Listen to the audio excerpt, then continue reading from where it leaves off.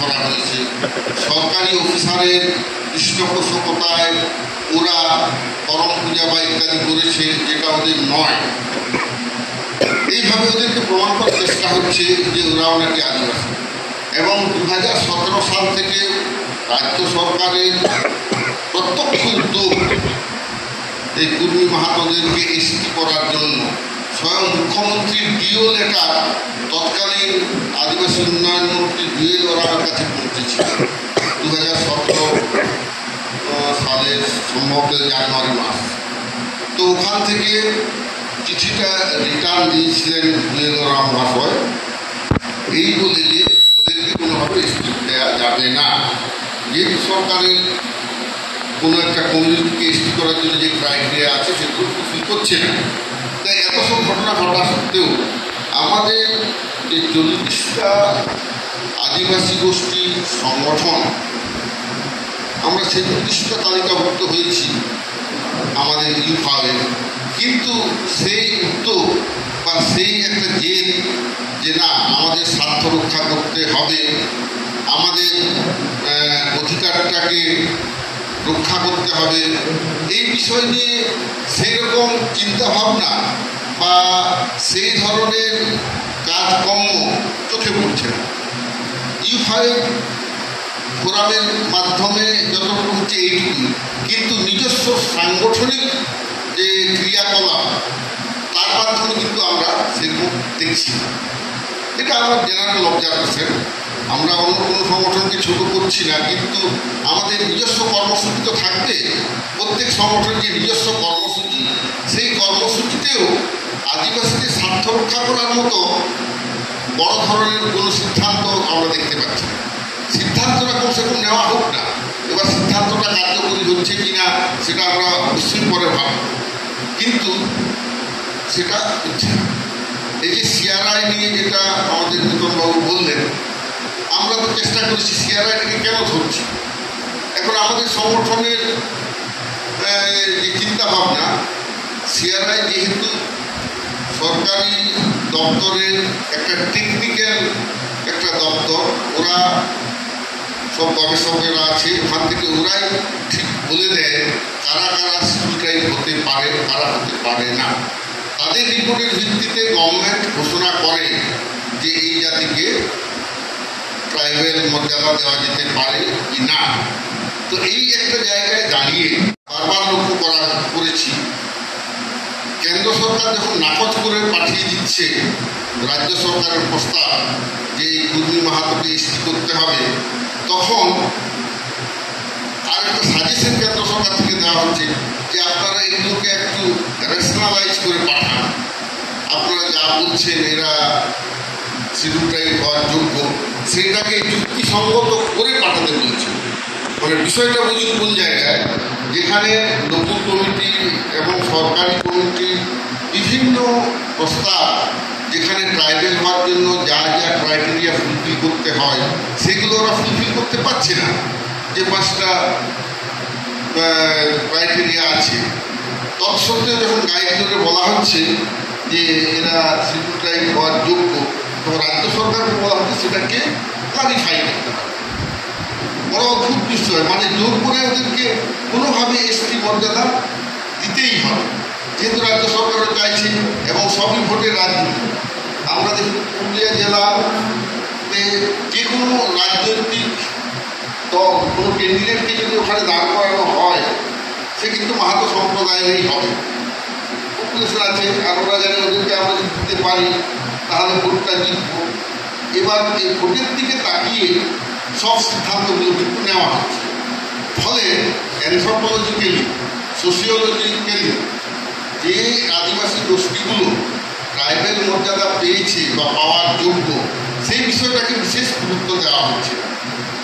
ওরা যে অনেকবারই আমরা যেটা বলেছি যে বিষয়গুলো বারবার বলার দরকার, একটা জাতিকে ট্রাইবেল স্ট্যাটাস দিতে গেলে যে বিষয়গুলো দেখতে হয়, traditional occupation of a definite geographical area, যেটাকে শর্টে বলছে জিওগ্রাফিক্যাল আইডেন্টিটি। নাম্বার 2 হচ্ছে distinctive culture which includes whole spectrum of tribal way of life that is language, custom, traditions, religious beliefs, arts, crafts, etc. Number 3, primitive traits depicting occupational pattern, economy, etc. Number 4, silence of contact with the community at large. And number 5, lack of educational and techno-economic development. এই বিষয়গুলো fulfil করলে তবেই একটা কমিউনিটিকে civilise মর্যাদা দেওয়া যায়। গুজরাটের প্যাটেল সম্প্রদায় চাইছে ওরা এসটি হবে, কিন্তু ওরাও এসটি হতে পারেনি, এইগুলো ফুলফিল করতে পারছে না। এবং মাহাতো সম্প্রদায় তো বড় অদ্ভুত ব্যাপার, ওরা যে জায়গায় থাকে সেই জায়গার ভাষাটা ওদের মাতৃভাষা হয়ে যায়। বেঙ্গলে বাংলা, উড়িষ্যাতে উড়িয়া, মহারাষ্ট্রে মারাঠি। তাহলে তাদের যে geographical isolation, that criteria is not fulfil. সেই কারণে গবেষকরা বলতেই পারছে না এদেরকে করা যায় কিনা। তা সত্ত্বেও গবেষকদেরকে প্রেসার করা হচ্ছে, আপনারা একটা ফেভারেবল করবেন। ওই যে থানায় যেটা করা হয়, এফআইআর করতে গেলে এবার আপনার দলের লোক হলেন আর আপনি হালকা একটা ক্রাইটেরিয়া দিলেন তুমি কেউ, তখন সে জামিন পেয়ে যাবে। আর যদি আপনি সরকারি দলের নন, আপনার সামান্য কোনো দোষ থাকলেও আপনাকে জামিন অযোগ্য ধারায় আপনার কেসটা ফেলে দিচ্ছে, দিয়ে ওরা ওদের স্বার্থটা সিদ্ধি করছে। ঠিক আদিবাসী নিরূপণের ক্ষেত্রেও এই বিষয়টা করা হচ্ছে। তো আমরা যারা সংগঠন করছি, আদিবাসীদের নাম করে, আদিবাসীদের উন্নয়নের স্বার্থে, আদিবাসীদের স্বার্থ রক্ষার স্বার্থে, সেই সংগঠনের যারা আমরা মাথা, মানে যারা আমরা চেষ্টা করছি কিছু একটা করবো, তাদেরকে অন্তত এই বিষয়ে একটু সচেতন হওয়া খুবই দরকার। তো কালচারাল রিসার্চগুলোকে আমরা আগে যেটা যুক্তি দিয়েছিলাম আমরা দিতে পারিনি। প্রথমটা কি দুটো অ্যাটেম্প ওখানে ফেল হয়েছে। ফার্স্ট অ্যাটেম্পটা তখন ইলেকশনও ঘোষণা হয়নি, সেই সময় আমরা ওদের চিঠি দিলাম, আমরা অপেক্ষা করে থাকলাম যে অফিসিয়ালি ওরা আমাদের অ্যাপয়েন্টমেন্ট দেয় কিনা। অফিসিয়ালি ওরা অ্যাপয়েন্টমেন্ট দিল না, কিন্তু থানা থেকে আমাদের ফোন করে জানাচ্ছে আচ্ছা আপনাদের আগামীকাল এরকম প্রোগ্রাম আছে শুনলাম যে। তখন যেহেতু ওখানে আমার ফোন নাম্বারটাও দেওয়া ছিল, তো আমি বললাম আমাদের কিন্তু অফিসিয়ালি কোনো কমিউনিকেশন করা হয়নি সিআরআই এর পক্ষ থেকে। তখন বলছে না আমাদের কাছে তো তাই আছে, চিঠি কপিটা আমাদের কাছে আছে। তার মানে ব্যাপারটা কি দাঁড়ালো, আমরা অ্যাপিল করলাম সিআরআইকে যে আমরা অমুক দিনে আপনাদের কাছে দেখা করতে যাচ্ছি, আলোচনা করব, কিন্তু ওরা অফিসিয়ালি আমাদেরকে জানালো না, থানাকে জানিয়ে রাখলো। তাহলে আমরা আর যেতে পারলাম না, আমরা ওটা ক্যান্সেলই করে দিলাম। এবার নেক্সট যেটা আমরা চিঠি দিলাম সেটা ইলেকশনের আগে। এবার চিঠি তো আমরা আগে দিয়েছি, কিন্তু আমাদেরকে বলা হতো এখন ইলেকশন এমবার্গো চলছে, এই অবস্থায় এখন এই কোনো বিষয় নিয়ে আমরা আলোচনা করতে পারবো না। তাহলে এখন বাকি পড়ে রইল, ইলেকশন কমপ্লিট হয়ে গেছে, এখন নতুন করে আমাদের ওখানে যাওয়া দরকার। কেননা সিআরআইকে মানে অন্তত এটা জানানো যে আদিবাসীদের সংগঠন বা আদিবাসী সমাজ চুপচাপ বসে নেই, কোনোরকমভাবে ট্রাইবেল হওয়ার যে ক্রাইটেরিয়া সেটাকে যেন লঘু না করা হয়, সেই ক্রাইটেরিয়াগুলোকে অপব্যাখ্যা যাতে না করা হয়, সেই জন্যে আমাদের সিআইয়ের তরফ থেকে, সিআরআইকে ইউফাওয়ের তরফ থেকে সুস্পষ্ট মতামত যাতে আমরা দিয়ে আসতে পারি, তার জন্য আমি মনে করছি আমরা একটা আজকে যদি ডেট ঠিক করি তাহলে সেই অনুযায়ী অ্যাপয়েন্টমেন্ট আমরা চাইব। কারণ ওখানে ফার্স্ট আমরা যাবো এই কারণে, ওরা যেহেতু সরকারি অফিসার, ওখানে অ্যাপয়েন্টমেন্টটা পাওয়ার অসুবিধা নেই, ইন্টিমেশন দিয়ে আমরা চলে যাব। কারণ বারবার দেখা গেছে ওরা লিখিতভাবে আমাদের কোনো রকম অনুমতিটা দিচ্ছে না। সাধারণত ভদ্রতার খাতিরে করা উচিত যে ঠিক আছে আপনাদের চিঠি আমরা পেয়েছি, আপনারা এতজন নিয়ে আসুন, আমরা আলোচনা করব। এই যে ভদ্রতা, এই জিনিসটা কিন্তু সরকারি অফিস থেকে আমরা পাইনি। ফলে আমাদের যে সেকেন্ড লাইন অফ থট আমাদের করতে হচ্ছে যে একটা ডেট দিয়ে দেবো, আমরা বলবো যে অমুক দিনে আমরা প্রতিনিধি সমেত যাচ্ছি। এবার ওদের অফিসার থাকুক বা না থাকুক, আমরা অন্তত সিআইআইয়ের যারা প্রতিনিধিত্ব করছে, ডাইরেক্টর যদি না থাকে ডেপুটি ডাইরেক্টর করবে, অ্যাসিস্ট্যান্ট ডাইরেক্টর করবে, আমাদের মোটটা ডেপুটেশনটা ওদের গ্রহণ করতে হবে। সেই জন্য একটা ডেট আজকে আমরা ঠিক করব। তাহলে আজকে ঠিক করলে আমি কালকে ওদের চিঠিটা দিতে পারবো, এবং ওটা যেহেতু আমাদের কাছে আছে আমার পক্ষে দেওয়াটা খুব সুবিধা হয়, আমরা অনলাইনে দেবো এবং হাতে হাতে ফিজিক্যালি দিয়ে আসবো। দিয়ে আমরা একটা ডেট পেয়ে নিয়ে ওইখানে আমরা একদিন যাব, জমায়েতের মতো করেই যাব, এবং ওখানে যেরকম ব্যাপার আমরা 500-600 জন লোক হলেই যথেষ্ট, হাজার হাজার লোক নিয়ে যাওয়ার দরকার পড়বে না। তো আমরা যদি তার থেকে বেশিও নিয়ে যাই, খারাপ বই ভালো বই খারাপ হবে না, ওটা ভালোই হবে। সেই জন্যে আজকে আমি বলবো সিআরআইকে একটা চাপ দিতেই হবে, কেননা এই ইস্যুটা এতটাই গুরুত্বপূর্ণ। ওরা জোর করে মাহাতোরা হতে চাইছে। এই যে ঝাড়গ্রামের লোকসভা সিটে একটা ফেক এসটি সার্টিফিকেট প্রডিউস করে অরুণ মাহাতো দাঁড়িয়ে গেল, এবং ঝাড়গ্রামের ডিস্ট্রিক্ট ম্যাজিস্ট্রেট বলল আমি যা হাতে কাগজ পেয়েছি তাতে আমাকে অ্যালাউ করতেই হবে। তাহলে এই যে এবার ওরা সাহসটা পেয়ে গেল, তাহলে 2026-এ যে রাজ্য বিধানসভা ইলেকশন হবে, তাহলে আমাদের 16টা রিজার্ভ সিটে ইনভেরিয়েবলি ওরা কিন্তু ক্যান্ডিডেটকে দেবে। ওরা ভোটে জিতুক না জিতুক, ওটা ওদের টার্গেট নয়। ওদের টার্গেট হচ্ছে we are able to contest in reserve category seats. ওরা ওটা চাইছে যে সংরক্ষিত এসটির জন্য সংরক্ষিত আসনে আমরা ভোটে দাঁড়াবার সুযোগটা গ্রহণ করতে পেরেছি, এবং এটা আমাদের রাইট, এবং এটাকেই এরা পরবর্তীকালে এসটি সার্টিফিকেট আদায়ের জন্য বারবার লিখবে, এই তো আমাদের ছেলেরা কন্টেস্ট করেছে এই রিজার্ভ সিটে, রিজার্ভ সিটে কেন হবে না, দিয়ে অফিসে ওরা হামলা চালাবে। তো সেই জন্যে আমাদের সিআরআইকে এখন এটা একটু প্রধান দিতে হবে, এবং এটা ধারাবাহিকভাবে আমাদের এদের বিরুদ্ধে লড়াইটা করতেই হবে। সরকার অন্তত বুঝুক, সরকার বুঝুক যে এই কাজটা আদিবাসীরা গ্রহণ করছে না। সরকার এখন একটা কমিউনিটিকে নিয়ে থাকবে না 40টা আদিবাসী সংগঠনকে নিয়ে থাকবে, সরকার নিজে বুঝুক। কিন্তু আমরা এই যে আজকে এই হলটা আমাদের ফাঁকা, অর্থাৎ 46টা অর্গানাইজেশনের 1-2 করে আসলেই কিন্তু আমাদের হলে জায়গা দেওয়া যেত না। কিন্তু আমরা আদিবাসীরা জাতিগতভাবে আমাদের চরিত্রটা এমন, যতক্ষণ না বাড়িতে আগুন লাগছে ততক্ষণ আমরা ঘুম থেকে উঠি না। বিষয়টা এই জায়গায় আপনি দেখুন, যারাই আপনাদের চাকরি করছে ম্যাক্সিমাম আদিবাসীদের টেন্ডেন্সিটাই হচ্ছে ও যে আদিবাসী সেই বিষয়টাকে সে কোনোভাবে লুকিয়ে রাখে, বাঙালি বা হিন্দু কালচারের দিকে সে যাচ্ছে। ফলে আমাদের জেনারেল রিপোর্ট যদি আপনারা দেখবেন, ম্যাক্সিমাম আদিবাসী তাদের ভাষা হারিয়ে ফেলছে। ভারতবর্ষে 730টা আদিবাসী সরকার স্বীকৃত আদিবাসী শিডিউল ট্রাইব, তার মধ্যে যেমন উড়িষ্যাতে 64টা, ঝাড়খণ্ডে 34টা, পশ্চিমবঙ্গে 40টা, এরকম করে বিভিন্ন রাজ্যে টোটাল যতগুলো আদিবাসী সম্প্রদায়কে শিডিউল ট্রাইব মর্যাদা দেওয়া হয়েছে, most of them lost their tribal identity. এবং অন দ্যাট গ্রাউন্ড 6 থেকে 8টা আদিবাসী গোষ্ঠীকে ডিলিস্ট করা হয়েছে মধ্যপ্রদেশ এবং ছত্তিশগড়, 5টা জেলা এবং বিভিন্ন জায়গায়, এবং সেখানে অসম্ভব অত্যাচার করা হয় আদিবাসী মানুষদের ওপর। তো আমাদের কাছে সেটা পৌঁছয় না।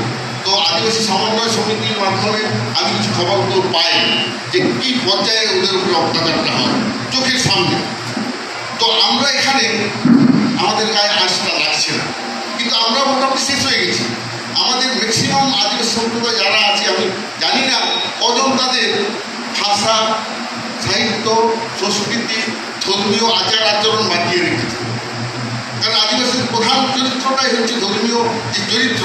ওরা ব্রাহ্মণকে নিয়ে কোনো সামাজিক কাজ করে না, নিজেরাই করে।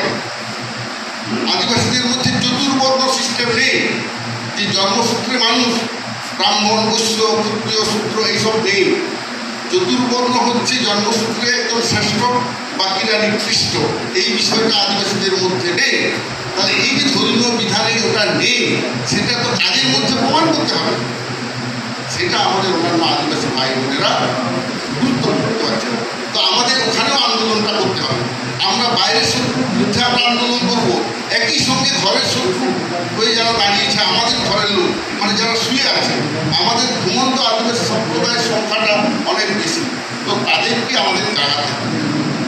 আর যাদের জন্য আমরা লড়াই করতে চাইছি তারা বুঝতেই চেষ্টা করছে না, জানতেও চায় না। আমি একটা উদাহরণ দিই, আমাদের সাঁওতাল সম্প্রদায়ের মধ্যে অনেকে মারাঙ্গুরু আর শিবকে এক করে ফেলছে, কারণ বিষয়টা তলিয়েই দেখেনি। আরে হিন্দু দেবদেবীর মারাঙ্গুরু বা অন্যান্য যারা আছে, ম্যাক্সিমাম হিন্দুদের দেবদেবীদের মধ্যে স্ক্যান্ডাল অনেক বেশি। যৌন কেলেঙ্কারিতে ভর্তি হিন্দু হিন্দুদের দেবদেবী, আমি যে চ্যালেঞ্জ দিয়ে বলছি, সাঁওতাল সমাজের আদিবাসীদের মধ্যে কেলেঙ্কারি নেই। মারাঙ্গুরু অবিবাহিত, সেই জন্য যে জাহের থানটা জাহের তৈরি করা হয় সেখানে অবিবাহিত ছেলেরা ওই জাহের তৈরির কাজে লাগে। তা সেই জন্য অনেকে না দিলে শিবের সাথে মারাঙ্গুরুকে এক করে ফেলছে। তাহলে সাঁওতাল সম্প্রদায় আদিবাসীদের মধ্যে সব থেকে বেশি ধর্মীয় সচেতন, সামাজিক সচেতন, সাঁওতালি ভাষা থেকে বাঁচিয়ে রেখেছে। তাদের মধ্যে যদি এই হয় তাহলে আমাদের ওরা মুন্ডা ভূমি, যেখানে আমরা খুব বেশি ভাষাটা ব্যবহার করছি না, ভাষাটা যদি কম ব্যবহৃত হয় তাহলে সামাজিক রীতিনীতিটাও কম হয়ে যাবে। নিজস্ব ধর্মীয় সামাজিক আচার আচরণ, যেমন শিশু জন্মগ্রহণ করলে তখনকার যে রিচুয়ালসগুলো সেটা কতটা আদিবাসী অনুযায়ী আমরা করছি সেটা ভাবতে হবে। বিবাহ সংক্রান্ত বিষয়ে কতটা আমরা আমাদের মতো করে করছি আদিবাসীদের নিয়ম অনুযায়ী সেটাও দেখতে হবে। সেখানে যদি আমরা ব্রাহ্মণকে আনি তাহলে অটোমেটিকলি আমরা কিন্তু নিজের অজান্তে নিজের সমাজের প্রতি আমরা বিশ্বাসঘাতকতা করছি। সেই জন্যে United Forum of All Adivasi Organization আমরা ফেক এসটি সার্টিফিকেটের বিরুদ্ধে লড়ছি। আমরা আদিবাসীদেরকে আদিবাসী হতে দিতে চাই না, কিন্তু যারা আদিবাসী তারা আদিবাসীদের সামাজিক রীতিনীতি, ধর্মীয় বিষয়গুলোকে রপ্ত করার চেষ্টা করছে। আর আদিবাসী তার নিজস্ব যে existing social system, religious system সেগুলোকে পরিত্যাগ করছে, উল্টো যাত্রা হয়ে যাচ্ছে। এই জিনিসটা যাতে না হয় সেটা আমাদের লক্ষ্য রাখতে হবে। সেই জন্য আমি এখানে এইটুকুই প্রস্তাবটা দেব যে CRI immediately United Forum of All Adivasi Organization থেকে আমরা ডেপুটেশন দেব। সেখানে 500-700 লোক বা 1000 লোক আমরা ওখানে জড়ো করবো। আমরা সেই ডেটটা যদি পাই, আজকে যদি আপনারা প্রস্তাব করেন, ওটা আমরা ফার্স্ট থাকতাম। এবার এই জিনিসটা না করলে, প্রেশার না করলে কিন্তু হবে না। এই সঙ্গে 2026-এ রিজার্ভ ক্যাটাগরি সিটে যাতে মাহাতো কর্মীরা না কন্টেস্ট করতে পারে তার জন্য এই কাজটা আমরা করতে চাইছি। সরকারের ট্রাইবাল ওয়েলফেয়ার ডিপার্টমেন্টেও আমরা চিঠি দেবো, ডিসিডব্লিউ ডিপার্টমেন্ট যেটা আছে, এবং সরকারের যে রিজার্ভেশন যে ট্রাইবাল কমিশনার একটা কমিটি আছে যারা ফেক এসটি সার্টিফিকেট নিয়েও ওরা দেখাশোনা করে, সবাই জানেন। সে হচ্ছে চিফ সেক্রেটারি, আপনার principal secretary of DCW department and schedule tribe commissioner, 3 জনের যে হাই পাওয়ার কমিটি আছে, এদের কাছেও আমরা চিঠিটা দেব। সেটা নিয়ে আমরা চিন্তা ভাবনা করবো। এটা একটা বড় প্রস্তাব। যাই হোক, এখন এইটুকুই বলছি, পরে দরকার হলে আবার বলবো। ধন্যবাদ।